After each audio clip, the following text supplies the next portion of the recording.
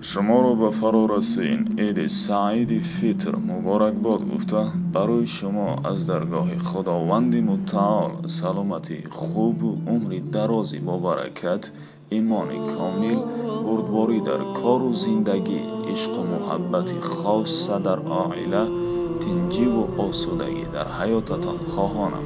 الها شما را به شرافیت این عید بزرگ زیبایی در دو عالم را خداوند نصیبتان گرداند و همیشه یار و مددگارتان باد. الها همیشه بین یار و دوستان سربلند و با آبرو باشد. باز هم عیدتان را خداوند مبارک گرداند. امین یا رب العالمین. انیس قلب خود تنها خدا کن، خدا را در دل شبها صدا کن. زی خوفی حق اگر اشک بریزی، به حال دوستانت هم